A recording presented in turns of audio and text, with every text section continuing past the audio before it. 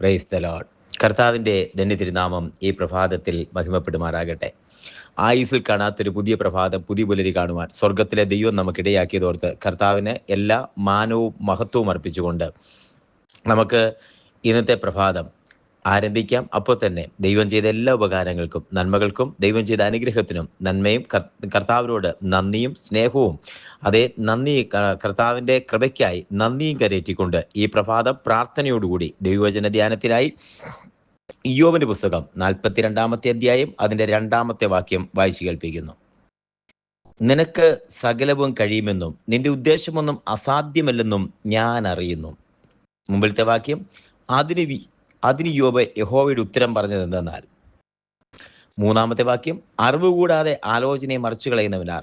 അങ്ങനെ എനിക്ക് അറിഞ്ഞുകൂടാതെ വണ്ണം അത്ഭുതമേറിയത് ഞാൻ തിരിച്ചറിയാതെ പറഞ്ഞുപോയി. കേൾക്കണമേ, ഞാൻ സംസാരിക്കും, ഞാൻ നിന്നോട് ചോദിക്കും, എന്നെ ഗ്രഹിപ്പിക്കണമേ. 5 വാക്യം, ഞാൻ നിന്നെക്കുറിച്ച് ഒരു കേൾവി മാത്രമേ കേട്ടിരുന്നുള്ളൂ, ഇപ്പോഴോ എൻ്റെ കണ്ണാൽ കാണുന്നു. 6 ആകയാൽ ഞാൻ എന്നെ തന്നെ വെറുത്ത് പൊടിയിലും ചാരത്തിലും കിടന്ന് അനുദപിക്കുന്നു.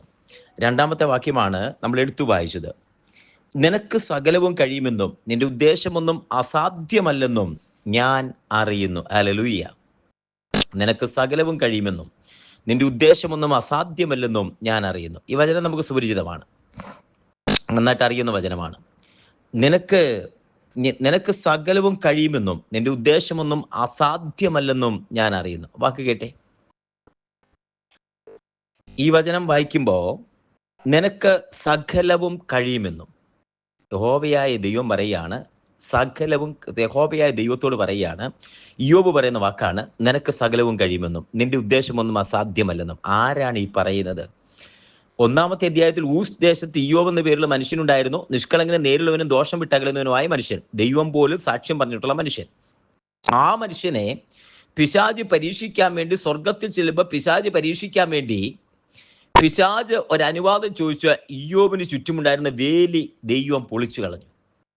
നീ അവനുള്ള സകലത്തിനെയും തൊട്ടുകൊള്ളുക എന്ന് ദൈവത്തിന്റെ അനുവാദത്തോടെ വന്ന് എല്ലാം ഒന്നിനു പുറകെ ഒന്നായി പോകുമ്പോൾ ഇയ്യോബ് എന്ന ആ മനുഷ്യൻ ഭക്തൻ പറഞ്ഞു, യഹോവ തന്നു, യഹോവ എടുത്തു, അവന്റെ നാമം മഹിമപ്പെടുമാറാകട്ടെ.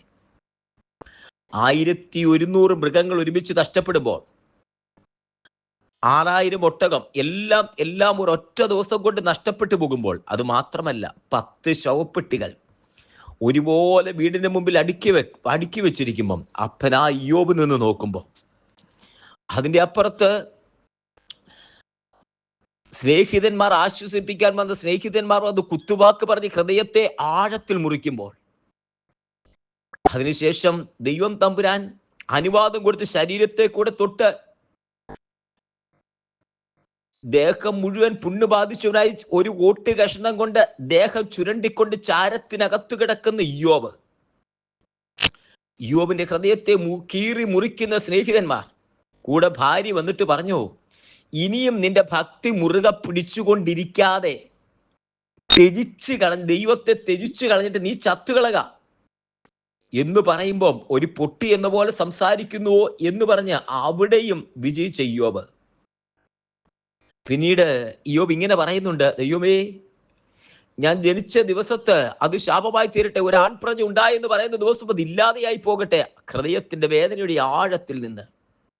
പക്ഷേ 38, 39, 40, 41 അധ്യായങ്ങളാകുമ്പോൾ ദൈവവും ഇയ്യോബുമായിട്ടൊരു സംസാരമുണ്ട്. ഇയ്യോബ് ദൈവത്തിന് മുമ്പിൽ നീതിമാനായ നിഷ്കളങ്കനായി നടന്നു, ദൈവം പോലും സാക്ഷ്യം പറഞ്ഞു. പക്ഷേ ഇയ്യോബിന് അറിയാത്ത ചില കാര്യങ്ങൾ, അത് സമുദ്രത്തിലെ തിമിംഗലങ്ങൾ, ലവ്യാഥാൻ, കുതിരയുടെ പുറത്തെ കുഞ്ചുരോമങ്ങൾ, കഴുകന്റെ വഴികൾ, ഇങ്ങനെ തുടങ്ങി ദൈവം ചോദിക്കുന്ന ചില ചോദ്യങ്ങൾ, ദൈവവുമായിട്ട് ഒരിടപെടൽ. ആ ദൈവത്തിന്റെ ഇടപെടൽ കഴിഞ്ഞപ്പോ ഇയ്യോബ് പറയുക, ഞാൻ ഒന്നും അറിഞ്ഞിരുന്നില്ല, ഞാനൊരു കേൾവി മാത്രമേ കേട്ടിരുന്നുള്ളൂ, ഇപ്പോൾ ഞാൻ സകലതും അതേ ദൈവത്തെ അറിയാൻ, ദൈവത്തെ ഞാൻ ചോദിക്കുക, നീ എന്നെ ഗ്രഹിപ്പിക്കണം, ഇപ്പോൾ എൻ്റെ കണ്ണാൽ കണ്ടിരിക്കുന്നു. ഞാനൊരു കേൾവി മാത്രമേ കേട്ടിരുന്നുള്ളൂ, ഇപ്പോൾ ഞാൻ കണ്ണാൽ കണ്ടിരിക്കുന്നു. തീർന്നില്ല അവിടെ. ആ 2 വാക്ക്, ഇയ്യോബ് ഉത്തരം പറയുന്ന ആദ്യത്തെ വാക്ക് എങ്ങനെയാ? നിനക്ക് സകലവും കഴിയുമെന്നും നിന്റെ ഉദ്ദേശമൊന്നും അസാധ്യമല്ലെന്നും ഞാൻ ഇപ്പോൾ അറിയുന്നു. ഈ ഒരു വാക്ക് കേട്ടെ. നിനക്ക് സകലവും കഴിയുമെന്നും നിന്റെ ഉദ്ദേശമൊന്നും അസാധ്യമല്ലെന്നും ഞാൻ ഇപ്പോഴറിയുന്നു. ഈ വചനം ഒന്ന് ഹൃദയത്തിനകത്തു പതിയട്ടെ. നിനക്ക് സകലവും കഴിയുമെന്നും നിന്റെ ഉദ്ദേശമൊന്നും അസാധ്യമല്ലെന്നും ഇപ്പോൾ ഞാൻ അറിയുന്നു. ഹല്ലേലൂയ. ദൈവമേ, അങ്ങേക്ക് സകലവും കഴിയുമെന്ന്, ദൈവത്തിന് എടുക്കാൻ തരുവാൻ കഴിയുമെന്ന്. ഇതിന്റെ അടുത്ത വാക്യം പറയുന്നുണ്ട്, ഉള്ളതെല്ലാം ഇരട്ടിയായി മടക്കി കൊടുത്തു. 10 മക്കൾ സ്വർഗത്തിൽ 10 മക്കൾ ഇയ്യോബിന് വീണ്ടും കൊടുത്തു. ജീവിച്ചിരിക്കുമ്പോൾ മക്കൾ സ്വർഗത്തിലുണ്ടെന്ന് അഭിമാനത്തോടെ ആശ്വസിക്കുന്ന ഒരു ദൈവഭക്തനായ ഇയ്യോബ്. അതിന്റെ ഉറപ്പ്, അഷ്വറൻസ് ഉള്ള ഇയ്യോബ്. അപ്പൊ തന്നെ പുറമെ നോക്കിക്കേ, നഷ്ടപ്പെട്ടതെല്ലാം ദൈവം മടക്കി കൊടുത്തു. അതിനു മുമ്പ് ദൈവത്തെ ഇയ്യോബ് മനസ്സിലാക്കിയതുപോലെ ആഴത്തിൽ. ദൈവമേ, നിന്റെ ഉദ്ദേശമൊന്നും അസാധ്യമല്ലെന്നും നിനക്ക് സകലവും കഴിയുമെന്നും. ഏത് ഉദ്ദേശമാണ്? ദൈവം ഒരു കാര്യം വിചാരിക്കുന്നെങ്കിൽ, ദൈവം വേലി പൊളിച്ചു കളഞ്ഞെങ്കിൽ ആ ഉദ്ദേശം അസാധ്യം. അതിനൊരു പർപ്പസ് ഉണ്ടെന്ന്. ദൈവം അതേ സ്നേഹിതന്മാരെ കൊണ്ട് ഹൃദയം കീറി മുറിപ്പിക്കുന്നെങ്കിൽ പർപ്പസ് ഉണ്ടെന്ന്. വീട്ടിലെ സ്നേഹിക്കുന്ന ഭാര്യ വന്ന് തള്ളി പറയുമ്പോൾ അതിനൊരു പർപ്പസ് ഉണ്ടെന്ന്. മക്കളുടെ 10 ശവപ്പെട്ടികൾ മുറ്റത്തടുക്കി വെച്ചിരിക്കുമ്പോൾ അതിനൊരു പർപ്പസ് ഉണ്ടെന്ന്. അത് മനസ്സിലാക്കി ഇയ്യോബ് പറയുക, ദൈവമേ, നിന്റെ ഉദ്ദേശമൊന്നും അസാധ്യമല്ലെന്നും നിന്റെ ഉദ്ദേശമൊന്നും അസാധ്യമല്ലെന്നും എന്നെ കുറിച്ചുള്ള നിന്റെ പദ്ധതി അസാധ്യമല്ലെന്നും. കുഞ്ഞെ, ഈ വചനം കേൾക്കുമ്പോ ഇയ്യോബിനെ പോലെ വേദന ആരും ഇല്ലെങ്കിലും ഒരുപക്ഷെ തള്ളപ്പെടുന്ന, ഒറ്റപ്പെടുന്ന വേദനയ്ക്കകത്ത് സാഹചര്യങ്ങൾ കൊണ്ട് നിനക്കെതിരായി നിൽക്കുമ്പോ, നഷ്ടത്തിന്റെ ഒരുപാട് കണക്കുകൾ നിനക്ക് പറയാനുള്ളപ്പോ, നീ പ്രതീക്ഷിക്കാത്ത രീതിയിൽ നിന്റെ സാഹചര്യങ്ങൾ, നിന്റെ സ്ഥിതികൾ കടന്നു പോകുമ്പോൾ, എവിടെയൊക്കെയോ നഷ്ടം സംഭവിച്ച്, ദൈവമേ, ഞാൻ എന്ത് തെറ്റാണ് ചെയ്തത്, ഇനി എങ്ങനെയാണ് ശരിയാവേണ്ടതെന്ന് പറഞ്ഞ് കാത്തിരിക്കുമ്പോ, നീ പറയുന്ന പോലെ കാര്യങ്ങൾ പോകാതിരിക്കുമ്പോൾ, ഒറ്റപ്പെട്ട മേഖലയിൽ ആരുമില്ല എന്നോർത്തിരിക്കുമ്പോ, അവിടെ ഇയ്യോബിന്റെ അടുത്ത് വന്ന് ദൈവം സംസാരിച്ചപ്പോൾ ഇയ്യോബ് കൺവിൻസ് ആയിട്ട് ഇയ്യോബ് പറയുക, ദൈവമേ, നിന്റെ ഉദ്ദേശമൊന്നും അസാധ്യമല്ലെന്നും നിനക്ക് സകലവും കഴിയുമെന്നും. ഈ ഒരു തിരിച്ചറിവ് ഈ പ്രഭാതത്തിൽ ഉണ്ടാകട്ടെ. കുഞ്ഞെ, ദൈവത്തിന് സകലവും കഴിയുമെന്നും, നിന്റെ ജീവിതത്തിൽ, നിന്റെ തലമുറയുടെ, നിന്റെ കുടുംബത്തിന്റെ ജീവിതത്തിൽ ദൈവത്തിന് സകലവും കഴിയുമെന്നും, നിന്റെ ഉദ്ദേശമൊന്നും, ദൈവത്തിന്റെ ഉദ്ദേശമൊന്നും അസാധ്യമല്ലെന്നും കുഞ്ഞെ, നീ ഒന്ന് തിരിച്ചറിയട്ടെ. ഹല്ലേലൂയ. ഇന്ന് നീ ഒന്ന് തിരിച്ചറിയട്ടെ, ദൈവത്തിന് നിന്നെ കുറിച്ചുള്ള ഉദ്ദേശം അസാധ്യമല്ലെന്ന്, ദൈവത്താൽ സകലവും കഴിയുമെന്ന്. കുഞ്ഞെ, നീ ഒന്ന് തിരിച്ചറിയട്ടെ. കർത്താവിന്റെ കരങ്ങളിലേക്ക് ഒരുമിച്ച് സമർപ്പിക്കാം.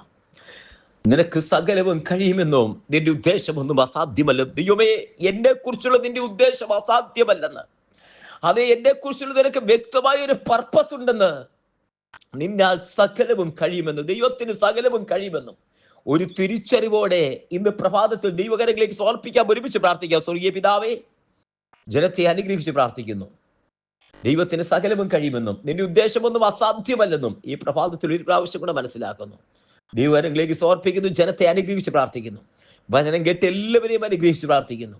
ദൈവത്തിന്റെ ഉദ്ദേശം അസാധ്യമല്ലെന്ന്, ദൈവത്തിന്റെ കൃത്യമായി ഞങ്ങളെ കുറിച്ചൊരു ഉദ്ദേശമുണ്ടെന്ന്, ഞങ്ങളുടെ ഭാവിയെക്കുറിച്ച്, ഞങ്ങളുടെ കുടുംബത്തെക്കുറിച്ച്, ഞങ്ങളുടെ തലമുറയെക്കുറിച്ച്, ഞങ്ങൾക്കുള്ളതിനെ കുറിച്ച്, ഞങ്ങളുടെ കർത്താവിൻ ജീവിത അവസാനത്തെക്കുറിച്ച്, നിത്യതയെക്കുറിച്ച് ദൈവത്തിന് ഉദ്ദേശമുണ്ടെന്ന് എന്ന് ഞങ്ങൾ ഉറപ്പിച്ചു മനസ്സിലാക്കുന്ന കർത്താവെ, ദൈവകരങ്ങളിലേക്ക് സമർപ്പിക്കുന്നു.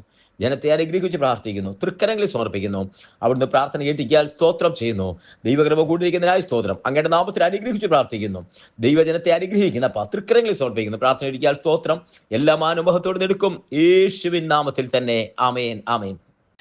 കർത്താവ് എല്ലാവരെയും അനുഗ്രഹിക്കട്ടെ. ദൈവകൃപ കൂടിയിരിക്കട്ടെ. നാളെ നമുക്ക് വീണ്ടും കാണാം. അതുവരെ ദൈവകൃപയ്ക്കുള്ളിൽ അവിടെവിടങ്ങളായി ദൈവത്തിന് വിശാലമേറിയ ചെറുകടിയിൽ മറയപ്പെടട്ടെ. God bless you. Thank you so much.